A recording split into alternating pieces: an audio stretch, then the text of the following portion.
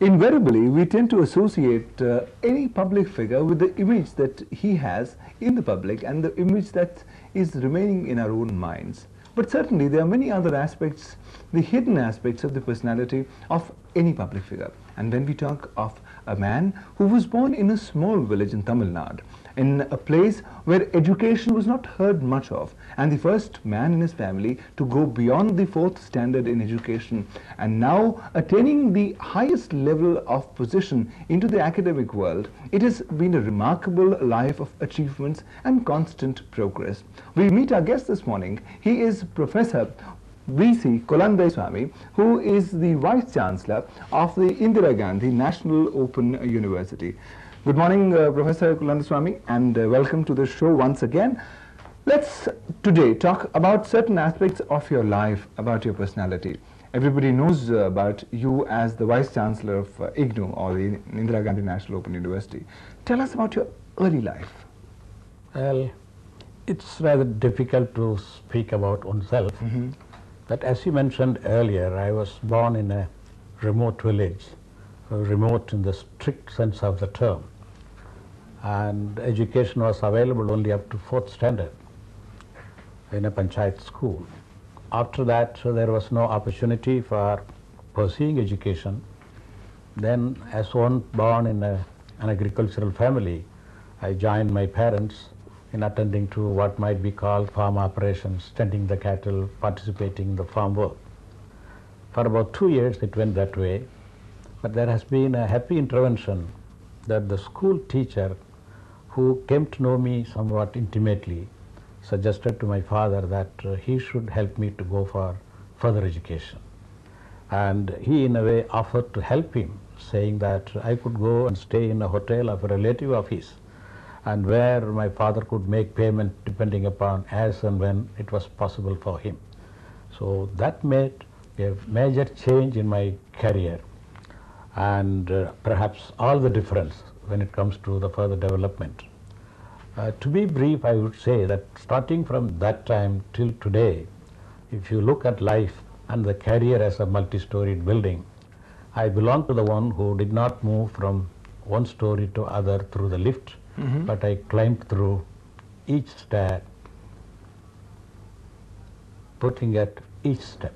That's been a fantastic climb, certainly. But let's now come on to the major areas of his achievement in his life. He's not only an educationist, he's a man who's got his own distinctive achievements in the literary field, as also in hydraulics. Now that was the sphere when actually Professor Swamy began his career. And I'm told, Professor Swamy, that you have a Kulandaswamy model in hydraulics. What exactly is this model which is known worldwide by your name? Well, my area of specialization has been hydrology and water resources.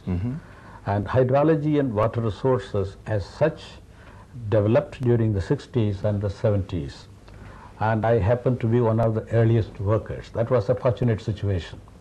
And the model that is now referred to in some of the textbooks as well as handbooks concerned the rainfall runoff relationship. Here I have attempted to develop what might be called a mathematical model for predicting runoff given the rainfall. At that time, mathematical model again was somewhat new, and therefore the contribution I made at that time gained recognition. And I might only say that in the field of science and technology, whatever contribution that you make becomes obsolete by and large within a matter of 5 to 10 years. I am happy to tell you that this model has been referred to even as recently as 1989 in one of the textbooks published by professors in the Texas University, Austin. From the world of hydrology to the world of literature, you are a literary man. You have a number of books to your credit. And of course, you have won a number of awards. Where and how did this particular bent for writing start? Well, if you take my natural inclination, my interest was in language and literature. But I happened to choose engineering mainly on economic considerations. As a matter of fact, as a boy from a village who has very great difficulty in deciding what should be the kind of future that I should aim at, and with no one in the village to advise me or help me, including my parents. When I approached one of the professors in Annamalai University and informed him that I would either take literature or economics, then he said, why didn't you try for engineering? Then after some conversation, I revealed my mind. Even if I get a seat in engineering, I would go in either for BA Honours Literature or BA Honours Economics. He said, you would choose literature or economics, even if you get admission in engineering, you must be a damn fool. He said, if you get admission in engineering, you please go and join. So at that point of time, I think as in the case of my starting education in the village, I have been throughout guided by the advice of professors and my teachers. Partly it was the economic security and the necessity for me to seek economic security which made me change over from literature to engineering and technology.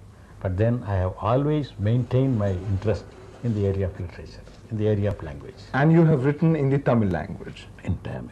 We have a number of books which are right with us here in the morning show. Number of books, this is in Tamil. This has a particular picture. What does it show? Well, if you take my contribution, essentially one would see emphasis on human effort. It was singing the glory of human progress, the achievements on the basis of the tireless striving on the part of human beings to be better today than what they were yesterday, to be better tomorrow than what they are today.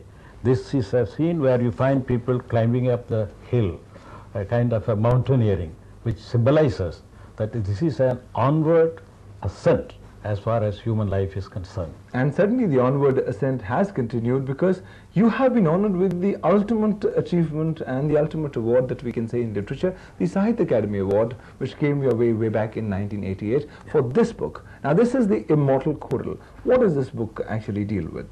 Well, if I am to go back a little, my interest in language has two components. One is modernization of Indian languages. The second one, certain creative contribution in Tamil, which is my mother tongue. Being a scientist, I am concerned that we should have the entire world of knowledge available in our own language. Knowledge that is not available in your language, by and large, does not belong to the masses. It might belong to the elites, to the intellectuals. But if the masses should have access to the knowledge, then it should be available in their language. If that is to happen, we have to modernize Indian languages. By and large, you find the pundits or the politicians concentrate upon the glory of our ancient culture and language, and they also talk about protection and preservation. But in my opinion, what is needed for our languages today, for them to become the vehicle of modern thought, modernization, simplification and development. I have made some contribution in that direction by way of publishing papers as well as books. But when it comes to the literary contribution, having certain amount of creativity, that my emphasis has always been, literature may entertain, but that is not an end in itself. Literature might possibly reflect as a mirror both the attractions and the ugliness of the society, but that's not enough. Literature should spur people to action. The future is not a programmed one. The future can be designed and reconstructed. I think the writer should also make a contribution towards envisioning the future and also dwelling upon what one could do in order to achieve what your vision of the future happens to be. This, by and large, perverts all my writings. And that seems to be the powering vision which has been honored by the government of India when the government conferred the Padma Shri on Professor Swami. That was in 1992. The special thing that this Padma Shri was being conferred on Professor Swami for his contribution both in literature and science. How did you feel when you got the Padma Shri? Well, naturally, I was quite happy, and this is something that comes somewhat unexpected. You are aware of the fact that there are many whom I deserve, but don't get it. It depends upon certain combination of circumstances that even the deserving ones become visible and get the award. So I was happy that there has been some recognition, which is more an encouragement in order to spur you for further work and continue whatever contributions you have been trying to make. In short, I was quite happy. Now let's come to one sphere that's caught your attention during the last 43 years of your life. That's education. 43 years of life into education can certainly be a very vast period of life, almost a lifetime. What do you think of education and distance education today? Well, when it comes to the question of progress, whether it is social development or economic development, whether it is assistance to socially and economically backward people, or whether it is development of women or empowering women, I feel that ultimately it boils down to provision of education. And therefore, it is the education system which by and large determines the progress of a society. And my area of interest has been higher education. While India has done extremely well in terms of quantitative expansion, we still have a long way to go when it comes to educational opportunities for all the people. Professor Swami, what have been your achievements as the Vice Chancellor of the Indira Gandhi National Open University? Well, it's difficult to say again for me to speak about what I have been able to achieve. The very first thing, education is a continuum. So therefore, I continued my efforts in the area of development of Indira Gandhi National Open University from where my predecessor left. And number two, this is not an individual effort, it is a collective and cooperative effort. If you would ask that I should suggest a few milestones, I would say the very first thing, the university has expanded enormously. We have today about 400 courses and 57 programs, and we deliver these programs with a vast network of 229 study centers spread all over the country, along with another 80 work centers which are just being established. You would be happy to know that today Indira Gandhi National Open University is the largest open university in the Commonwealth, and even at the world level it will be one among the 2 or 3 largest universities. Then there is a misconception that democratization means dilution.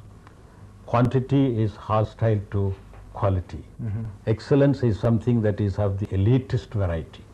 But here we have proved that this expansion has not in any way affected the quality of education, and the proof is that the Commonwealth of Learning based in Vancouver has recognized Indira Gandhi National Open University as a center of excellence in distance education. And I may inform you that till today, Indira Gandhi National Open University is the only institution recognized as a center of excellence in distance education in the Commonwealth countries. I might come to another aspect. See, when it comes to modernizing any area of activity, development in any sector, we always think fund is the constraint. Fund may be, but sometimes the major constraint is qualified manpower. Distance education is a modern tool. In order to develop this system in this country, what we need today is well qualified manpower. And certainly that is the need of the hour. That's right. So in order to develop distance education manpower, we have established staff training and research in distance education, institution for staff training and research in distance education. Professor Swami, just to be very brief, the last question. You have written a number of lines. Any favorite lines you would just like to say while we say bye-bye on the Well, it's very difficult. Under the title prayer, I say, I do not ask for lesser burden. Mother Nature, grant me broader shoulders. Let the Himalayan peaks grow taller, strengthen my feet so that I could climb further. The value of time